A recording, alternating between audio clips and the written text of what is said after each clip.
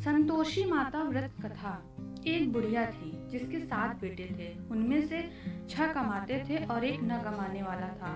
वह बुढ़िया उन 6 को अच्छे रसोई बनाकर बड़े प्रेम से खिलाती, पर 7वें को बचा खुचा खिलाकर जूठन खिलाती थी। परंतु वह भोला था, अतः मन में कुछ भी विचार नहीं करता था। एक दिन वह अपनी पत्नी से बोला, देखो मेरी माँ को मुझसे कितना प्रेम है। उसने कहा, वह तुम्हें सभी का जूठन खिलाती है, फिर भी तुम ऐसा कहते हो। चाहे तो तुम समय आने पर देख सकते हो। एक दिन बहुत बड़ा त्योहार आया। बुढ़िया ने 7 प्रकार के भोजन और चूरमे के लड्डू बनाए। 7वां लड़का यह बात जांचने के लिए सिर दुखने का बहाना करके पतला कपड़ा ओढ़कर सो गया और देखने लगा। माँ ने उनको बहुत अच्छे आसनों पर बिठाया, 7 प्रकार के भोजन और लड्डू परोसे। वह उन्हें बड़े प्रेम से खिला रही है। जब वे 6 उठ गए तो माँ ने उनकी थालियों से जूठन इकट्ठा की और उनमें से एक लड्डू बनाया। फिर वह 7वें लड़के से बोली, अरे रोटी खा ले। वह बोला, माँ मैं भोजन नहीं करूँगा, मैं तो परदेश जा रहा हूँ। माँ ने कहा, कल जाता है तो आज ही चला जा। वह घर से निकल गया। चलते समय उसे अपनी पत्नी की याद आई, जो गौशाला में कंडे थाप रही थी। वह बोला, हम विदेश को जा रहे हैं, आएंगे कछु काल, तुम रहियो संतोष से, धर्म अपनो पाल। इस पर उसकी पत्नी बोली, जाओ पिया आनंद से, हमारी सोच हटाए, राम भरोसे हम रहें, ईश्वर तुम्हें सहाय। देव निशानी आपड़ी, देख धीर में धीर, सुधि हमारी ना बिसारियो, रखियो मन गंभीर। इस पर वह लड़का बोला, मेरे पास कुछ नहीं है, यह अंगूठी है, सो ले लो, और मुझे भी कोई अपनी निशानी दे दो। वह बोली, मेरे पास क्या है, यह गोबर भरे हाथ है। यह कहकर उसने उसकी पीठ पर गोबर भरे हाथ की थाप मार दी। वह लड़का चल दिया। ऐसा कहते हैं, इसी कारण से विवाह में पति पत्नी की पीठ पर हाथ का छापा मारती है। चलते समय वह दूर देश में पहुंचा। वह एक व्यापारी की दुकान पर जाकर बोला, भाई मुझे नौकरी पर रख दो। व्यापारी को नौकर की जरूरत थी, अतः बोला, तनख्वाह काम देखकर देंगे, तुम रह जाओ। वह सवेरे 8 बजे से रात के 12 बजे तक नौकरी करने लगा। थोड़े ही दिनों में सारा लेन देन और हिसाब किताब करने लगा। सेठ के 8-9 नौकर चक्कर खाने लगे हैं। सेठ से उसे 2-3 महीने में आधे मुनाफे का हिस्सेदार बना लिया। 12 वर्ष में वह नामी सेठ बन गया और उसका मालिक उसके भरोसे काम छोड़कर कहीं बाहर चला गया। उधर उसकी औरत को सास और जेठानियां बड़ा कष्ट देने लगी। वे उसे लकड़ी लेने जंगल में भेजती, भूसे की रोटी देती, फूटे नारियल में पानी देती। वह बड़े कष्ट से जीवन बिताती थी। एक दिन जब वह लकड़ी लेने जा रही तो रास्ते में उसने कई औरतों को व्रत करते देखा। वह पूछने लगी, बहन ये किसका व्रत है, कैसे करते हैं, उससे क्या फल मिलता है। तो एक स्त्री बोली, यह संतोषी माता का व्रत है, इसे करने से मनवांछित फल मिलता है। इससे गरीबी, मन की चिंताएं, राज के मुकदमे, कलह, रोग नष्ट होते हैं, संतान, सुख, धन, प्रसन्नता, शांति, मन पसंद वर मिले और बाहर गए हुए पति के दर्शन होते हैं। उसने उसे व्रत करने की विधि बता दी। उसने रास्ते में सारी लकड़ियां बेच दी व गुड़ चना ले लिया। उसने व्रत करने की तैयारी कर ली।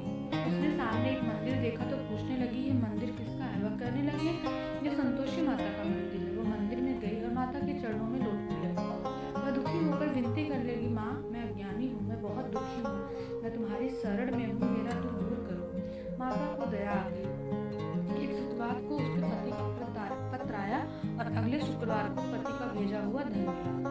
अब तो जेठ जानी और सास नाक सिकोड़ के कहने लगी, अब तो इसकी खातिर बढ़ेगी, यह बुलाने पर भी नहीं बोलेगी। वह बोली, पत्र और धन आवे तो सभी को अच्छा है। उसकी आंखों में आंसू आ गए। वह मंदिर में गई और माता के चरणों में गिरकर बोली, हे माँ, मैंने तुमसे पैसा कब मांगा था, मुझे तो अपना सुहाग चाहिए। मैं तो अपने स्वामी के दर्शन और सेवा करना चाहती हूँ। तब माता ने प्रसन्न होकर कहा, जा बेटी, तेरा पति आवेगा। वह बड़ी प्रसन्नता से घर गई और घर का कामकाज करने लगी। उधर संतोषी माँ ने उसके पति को स्वप्न में घर जाने और पत्नी की याद दिलाई।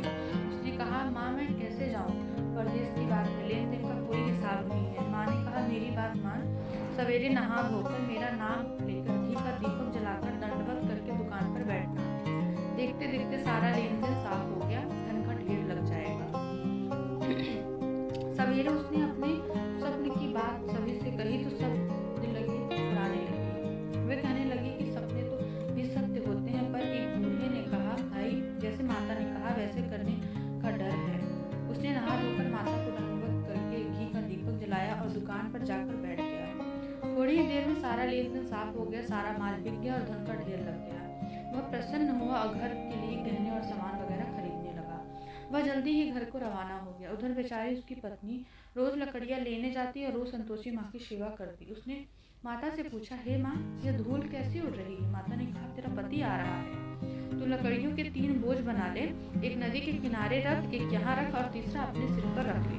तेरे पति के दिल में उस लकड़ी के गट्ठे को देखकर मोह पैदा होगा। जब वह यहाँ रुककर नाश्ता पानी करके घर जाएगा तो लकड़ियाँ उठाकर घर जाना और चौक के बीच में गट्ठा डालकर जोर जोर से 3 आवाजें लगाना, सासू जी लकड़ियों का गट्ठा लो, भूसी की रोटी दो, नारियल के टुकड़े में पानी दो। आज मेहमान कौन आया है? इसने माँ के चरण छुए और उसके कहे अनुसार सारा कार्य किया। वह तीसरा गट्ठा लेकर घर गई और चौक में डालकर कहने लगी, सासू माँ, लकड़ियों का गट्ठा लो, भूसी की रोटी दो, नारियल के खोपड़े में पानी दो। आज मेहमान कौन आया है?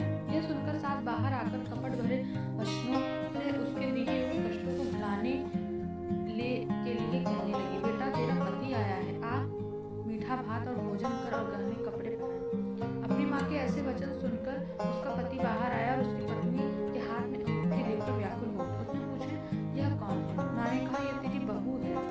आज 12 बरस हो गए, यह दिन भर घूमती फिरती है, काम काज करती नहीं है, तुझे देखकर नखरे करती है। वह बोला, ठीक है, मैंने तुझे और इसे देख लिया है, अब मुझे दूसरे घर की चाबी दे दो, मैं उसमें रहूंगा। माँ ने कहा, ठीक है, जैसे तेरी मर्जी। उसने चाबियों का गुच्छा पटक दिया।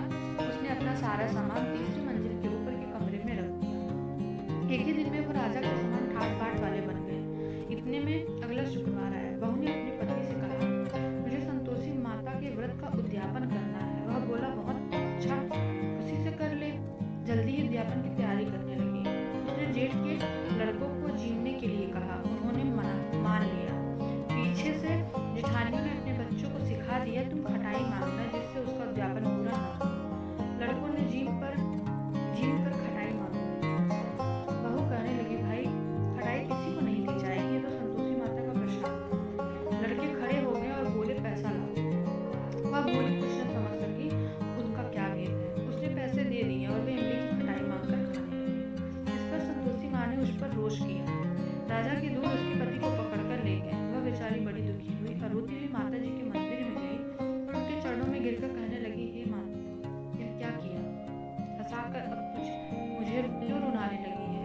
माता बोली, पुत्री, मुझे दुख है कि तुमने मेरा अभिमान करके मेरा व्रत तोड़ा है और इतनी जल्दी सब बातें भुला दी।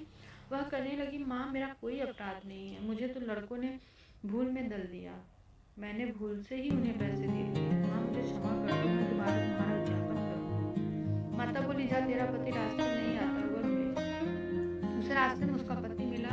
उसके पूछने पर वह बोला, राजा ने मुझे बुलाया, मैं उनसे मिलने गया था, वे फिर घर चल दिए। कुछ ही दिन बाद शुक्रवार आया। वह दोबारा पति की आज्ञा से उद्यापन करता। उसने फिर जेठ के लड़कों को बुलवा लिया। जेठानियों ने फिर वही बात सिखा दी। लड़के भोजन की बात पर फिर कटाई मांगने लगे। उसने कहा, खटाई कुछ भी नहीं मिलेगी, आना हो तो आओ। यहाँ कहकर वह ब्राह्मणों के लड़कों को लाकर भोजन कराने लगी। यथाशक्ति उसने उन्हें दक्षिणा दी। संतोषी माता उस पर बड़ी प्रसन्न थी। माता की कृपा से 9वें मास में उसके एक चंद्रमा के समान सुंदर पुत्र हुआ। अपने पुत्र को लेकर वो जाना मंदिर जाने लगी। उस दिन संतोषी माँ ने सोचा, यह रोज यहाँ आती है, इसका सासरा देखूं। यह सोचकर उसने एक भयानक रूप बनाया। गुड़ चने से सना मुख, ऊपर पर को सूर्य के समान हो, जिस पर मक्खियाँ भिनभिना रही। इसी सूरत में वह उसके घर गई। दिल्ली में पाँव रखते ही उसके साथ बोली, देखो, कोई डायन आ रही है, इसे भगाओ नहीं तो किसी को खा जाएगी। लड़के भागकर खिड़की बंद करने लगे। 7वें लड़के की बहू खिड़की से देख रही थी। वह वहीं से चिल्लाने लगी, आज मेरी माता मेरे ही घर आई है। यह कहकर उसने बच्चे को दूध पीने से हटाया। इतने में सास बोली, पगली, जिसे देखकर उतावली हुई है, बच्चे को पटक दिया है। इतने में संतोषी माँ के प्रताप से वहाँ लड़के नजर आने लगे। बहू बोली, सासू माँ, जिसका व्रत करती हूँ, यह वही संतोषी माता है। यह कहकर उसने सारी खिड़कियाँ खोल दी। सबने संतोषी माँ के चरण पकड़ लिए और विनती करने लगे, हे माता, हम मूर्ख हैं, अज्ञानी हैं, पापी हैं, तुम्हारे व्रत की विधि हम नहीं जानते, तुम्हारा व्रत भंग कर हमने बहुत बड़ा अपराध किया है। हे जगत माता, आप हमारा अपराध माता उन पर प्रसन्न हुई, बहू को जैसा फल दिया माता वैसा सबको दे। अगर आपको वीडियो अच्छी लगी हो तो वीडियो को लाइक और चैनल को जल्दी से सब्सक्राइब कर दीजिएगा। धन्यवाद।